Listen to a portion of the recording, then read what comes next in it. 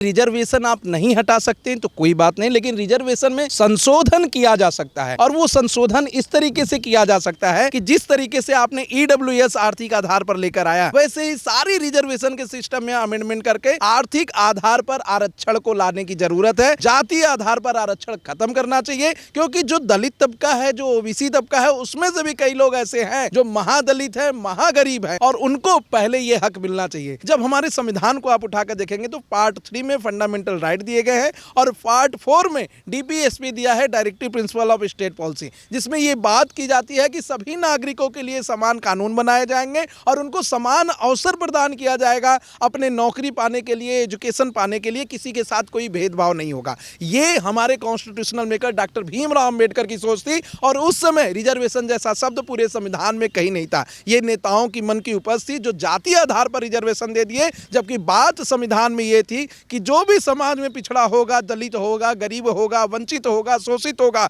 उसको हम लोग अपलिफ्ट करेंगे, चाहे संविधान के माध्यम से, चाहे सरकार के किसी मान्यता के माध्यम से। तो लोगों को बहुत ही क्लियर था, लेकिन इसको जातीय आधार पर नेताओं के द्वारा दिया गया और अब जरूरत आ चुकी है जब आर्थिक आधार पर रिजर्वेशन देना चाहिए, अन्यथा रिजर्वेशन को खत्म ही कर देना चाहिए। क्योंकि रिजर्वेशन ही एक ऐसी व्यवस्था है जिसके वजह से आज -40 में, -20 में, -10 में लोग अपॉइंट होकर डॉक्टर बन रहे हैं, इंजीनियर बन रहे हैं, एम्स ज्वाइन कर रहे हैं, आईएमएस ज्वाइन कर रहे हैं, सीए बन रहे हैं, और इसकी वजह से कहीं ना कहीं लोगों को गलत सुविधाओं का भी लेने के लिए मजबूर होना पड़ रहा है। कुछ लोग भी कहते हैं कि मेडिकल में जो गड़बड़ी पाई जाती है उसमें तमाम कारण ये है कि लोग सही से मेहनत नहीं करते, सिर्फ जाति के आधार पर डॉक्टर बन जाते हैं। देखिए, बात तो सही है कि गड़बड़ी पाई जाती है। कई बार ऐसे ऑपरेशन देखे गए, इवन नसबंदी देखे गए। इंदिरा गांधी जी के समय लाखों लाख लोगों की नसबंदी कर दी गई, कई लोग मृत्यु को भी कारित हो गए, लेकिन इसके ऊपर कोई कानून नहीं आया।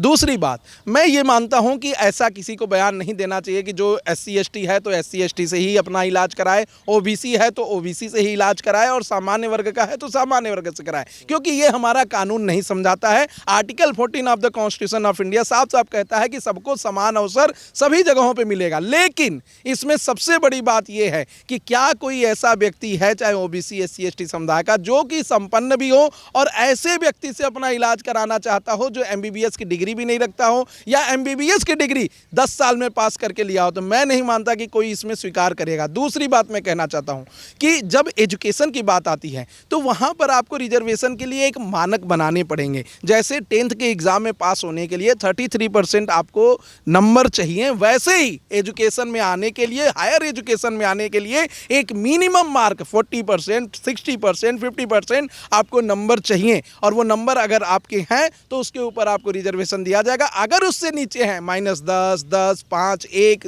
0, तो उसमें मुझे नहीं लगता कि हायर एजुकेशन में या किसी भी प्रकार के एजुकेशन में किसी को रिजर्वेशन देके जबरदस्ती धकेलना चाहिए। 2025 में की एक बात बता रहे हैं, IIT खड़गपुर ने एक केस फाइल किया था, IIT कानपुर ने। उसमें यह था कि कई ऐसे SC ST OBC के बच्चे थे जो 2-2, 3-3 साल से फेल होते चले आ रहे थे और अपना बैक का पेपर नहीं पास कर पा रहे थे। जब IIT ने इसका जांच कराया तो उसमें पता चला कि ये लोग रिजर्वेशन से एडमिशन पा गए हैं। फिर उन लोगों को एक्सपेल किया गया, और जब उन्होंने हाई कोर्ट और सुप्रीम कोर्ट में केस फाइल किया तो हाई कोर्ट और सुप्रीम कोर्ट में IIT खड़गपुर ने कहा कि हमने इनको 3 बार 4 बार पूरी सुविधा दी कि आप इस एग्जाम को पास कर लीजिए, लेकिन फिर भी ये पास नहीं कर पाए, तो हम इनको कितना दूर तक ले जाके ढो सकते हैं। और कहीं ना कहीं ऐसे लोग जब इस इंस्टीट्यूशन से निकल कर जाएंगे और कोई कार्य को सही तरीके से नहीं कर पाएंगे तो हमारे इंस्टीट्यूशन का नाम खराब होगा, हमारे देश का नाम खराब होगा। तो ऐसी ही स्थिति बनी है। जब कोई अगर टॉप एम्स से लड़का निकल कर जाता है और उसे ऑपरेशन करने नहीं आता है, दवा देने नहीं आता है, किताब का कोई नॉलेज नहीं है, तो उस एम्स का नाम खराब होता है,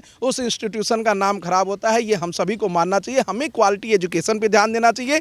आप 100% स्कॉलरशिप दे दीजिए, पूरी शिक्षा फ्री कर दीजिए, मेडिकल की सुविधाएं फ्री कर दीजिए, लेकिन एजुकेशन में रिजर्वेशन देना और नौकरी मिलने के बाद प्रमोशन में रिजर्वेशन देना, ये चीज़ें गलत हैं। ये सबको स्वीकार करनी चाहिए। और इसका सबसे बड़ा भुक्तभोगी अगर मैं कहूँ तो दलित वर्ग है, और दूसरे नंबर पे OBC वर्ग है। OBC वर्ग में कुछ ऐसे वर्ग हैं जो अपलिफ्ट हो गए, अभी भी क्रीमी लेयर को छुपाकर अपने बच्चों को नौकरियां दिला रहे हैं, और कुछ ऐसे वर्ग हैं जो बिहार के हैं, उत्तर प्रदेश के हैं, मध्य प्रदेश के हैं, जो झारखंड के हैं।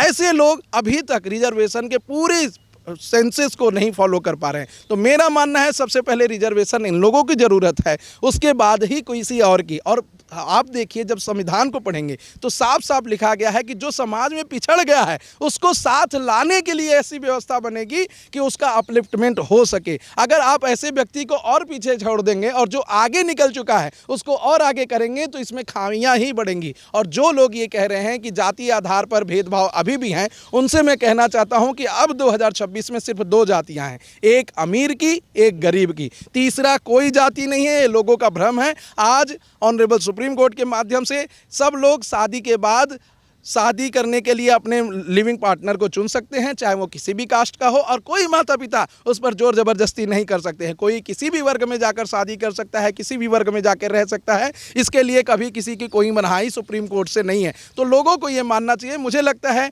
कि ये आंदोलन को सफल बनाने के लिए सबसे पहले आदिवासी लोग आएंगे, SC/ST के लोग आएंगे, OBC के लोग आएंगे और फिर सामान्य वर्ग के लोग आएंगे। और आप देखिएगा सामान्य वर्ग के ऊपर भी प्रश्न चिन्ह उठेगा, क्योंकि कई लोग ऐसे हैं जो क्रीमी लेयर के सिद्धांत में आते हैं और EWS का रिजर्वेशन अभी ले रहे हैं। अभी एक IPS ऑफिसर थे, उन्होंने 1 साल तक अपनी सैलरी नहीं ली और कहा कि हम EWS है इसलिए IAS के एग्ज़ाम में EWS का सर्टिफिकेट बनवा लिया। ये चीज़ें गलत है, कानूनी रूप से मैं इसकी कहीं से भी बढ़ाई नहीं करूँगा। अब जिस तरीके से रिजर्वेशन की तमाम बातें चीज़ें कर रहे हैं, अब ये आंदोलन आईडी तो बन गई है, उस पर लगातार लोग उसको फॉलो भी कर रहे हैं। क्या आपको लगता है ये आंदोलन आगे जाके और उग्र होगा और इसकी मांग लगातार बढ़ेगी? देखिए, मुझे लगता है कि अगर आंदोलन को सही तरीके से लीड किया गया तो आंदोलन जरूर आगे बढ़ेगा। रिजर्वेशन को लोगों को बताना पड़ेगा कि हम रिजर्वेशन खत्म नहीं करने जा रहे हैं, हम रिजर्वेशन में संशोधन करने जा रहे हैं। और ये संशोधन honourable chief justice of India justice BR Gavai के गाइडलाइन के अनुसार हो रहे हैं। ऑनरेबल चीफ जस्टिस का कहना था कि SC/ST में क्रीमी लेयर होना चाहिए, क्योंकि SC/ST के आज लोग MP हैं, MLA हैं, IAS है, IPS है, डॉक्टर हैं, इंजीनियर हैं, एम्स है, CA हैं, और वो लोग अपने बच्चों को अभी भी आरक्षण की पूरी सुविधा दिला रहे हैं। तो जो गांव सुदूर में बसा व्यक्ति है, जो किसानी कर रहा है दलित समुदाय का, उसके बच्चों को आरक्षण की सुविधा कैसे मिलेगी? उनमें तो ठीक वैसे ही होगा कि वही SC/ST का बच्चा जो IAS है, MP का बच्चा है, उसी को ज़्यादा मिलेगा, क्योंकि उसके बच्चे तो दिल्ली पब्लिक स्कूल DPS में पढ़ रहे हैं, उसके बच्चे तो अच्छी सुविधाएं ग्रहण कर रहे हैं, AC का रूम रख रहे हैं। तो ऐसे बच्चे जो गांव में हैं, जिनको बिजली की सुविधा नहीं है, रहने जीने खाने की सुविधा नहीं है,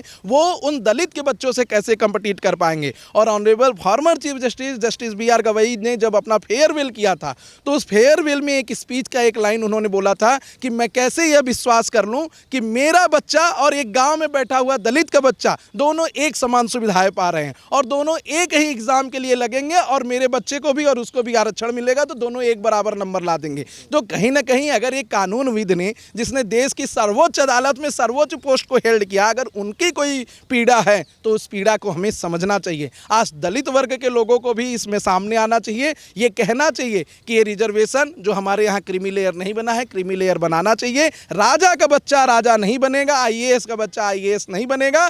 हर वो कॉम्पिटिटिव छात्र जो मेहनत करके अपने पूरे लगन के साथ इस पढ़ाई में आगे आना चाहता है, एजुकेशन में आना चाहता है, वो आगे बढ़ेगा। और इसमें सबसे पहला हक गरीब के बच्चों का है। एक तरफ तो आंदोलन चल, लेकिन तमाम लोग इसमें ये भी मांग कर रहे हैं कि अब प्राइवेट नौकरियों में भी आरक्षण होना चाहिए। देखिए, मांग इसलिए किया जा रहा है क्योंकि बहुत सारे नेता ऐसे बड़बोलापन करते हैं और कुछ भी अपने चुनाव को जीतने के लिए बोलते हैं, जिससे कि लोगों को मजबूर होना पड़ता है।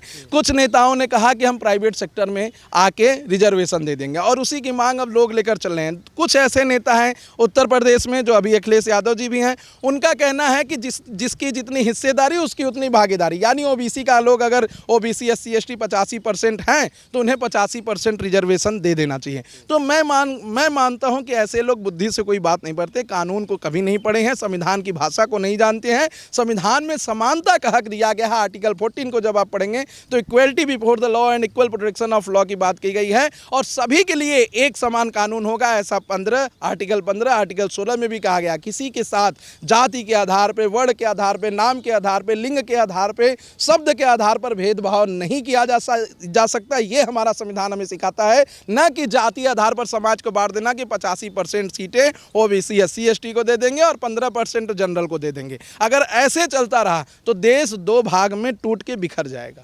लेकिन इसमें तमाम लोग ये भी तो सवाल उठाते हैं कि जो ब्राह्मण हैं, ठाकुर हैं, उन्होंने हमें पानी नहीं पीना दिया, अपने कुएं से नहीं पानी पीने दिया, इस तरह का वो टैक्स लिया गया, इस तमाम चीज़ें भी तो उठाते हैं। देखिए, ये सब झूठी अफवाह फैलाई गई हैं। ऐसे तमाम अफवाह को धर्मेंद्र प्रधान जी ने मुगल आक्रांताओं के पूरे इतिहास को एनसीईआरटी से ख़त्म कर दिया है, और आगे भी जो अभी एजुकेशन मिनिस्टर आए हैं वो भी इस चीज़ों को साफ करेंगे कि ये जो बातें बनाई जाती हैं कि 500 सालों तक पानी नहीं पीने दिया और हम परजीवी थे, घूम थे, जो बिना पानी के जिंदा रह गए, तो ये गलत बातें हैं। मुझे लगता है कि आज कोई भी पढ़ा लिखा वर्ग इस चीज़ को स्वीकार नहीं करेगा। दूसरी बात कि रिजर्वेशन आप लीजिए, हम भी मानते हैं कि दलितों को, ओबीसी को सबसे ज़्यादा रिजर्वेशन देना चाहिए, लेकिन मेरा फिर से वही मांग है, आर्थिक आधार पर। जो दलित आगे बढ़ चुका है, अब चंद्रशेखर रावण हो गए, चिराग पासवान हो गए, मायावती जी हो गई, या देश के तमाम ऐसे सांसद या विधायक या आईएएस ऑफिसर जो एससी समुदाय से हैं, एसटी समुदाय से हैं, क्या उनकी स्थिति एक सामान्य दलित परिवार के बच्चे की जैसी है, या उनके बच्चे की स्थिति एक सामान्य दलित परिवार की? सामान्य ब्राह्मण परिवार जैसी है। जितने भी सीएम, जितने पॉलिटिशियन की आप बात कर रहे हैं, अगर आप कहीं बेल्ट में जाएंगे, हम पिछड़े की बात करते हैं, जरूरी है कि पिछड़ा दलित ही हो, पिछड़ा ब्राह्मण भी हो सकता है, ठाकुर भी हो सकता है। जी, यही मैं कह रहा हूं कि ऐसी स्थिति में हमें एक पैमाना बनाना पड़ेगा कि आर्थिक आधार पर ये पूरे रिजर्वेशन को देना पड़ेगा। अगर हम जाति के आधार पर दिए तो वो कभी भी रिजर्वेशन का सही उपयोग नहीं हो पाएगा। और मैं बताना चाहता हूं, संविधान में कहीं भी आरक्षण के बारे में बात नहीं की गई थी। जो मूल संविधान डॉक्टर भीमराव अम्बेडकर ने बनाया था, इसको नेताओं ने अपने चुनाव जीतने के लिए अमेंडमेंट किए हैं और जातीय आधार पर आरक्षण देकर लोगों को लुभाने की कोशिश की है। और अभी भी यही कवायद चल रही है कि हम प्राइवेट सेक्टर में लेते आएंगे रिजर्वेशन, हम रिजर्वेशन जितनी जिसकी संख्या होगी उस हिसाब से देंगे। ये चीज़ें गलत हैं। मुझे लगता है कि कानूनी आधार पर लोगों को ये स्वीकार करना चाहिए कि जो आर्थिक रूप से पीछे है, चाहे वो सामान्य वर्ग का है, चाहे ओबीसी वर्ग का है, चाहे दलित वर्ग का है, उसको आरक्षण मिलना चाहिए। और सामान्य वर्ग में भी ऐसे लोग हैं जो ईडब्ल्यूएस का सर्टिफिकेट बनवा के बैठे हैं, उनको भी नहीं मिलना चाहिए। आर्थिक आधार पर जो पीछे हैं उनको आरक्षण मिलना चाहिए।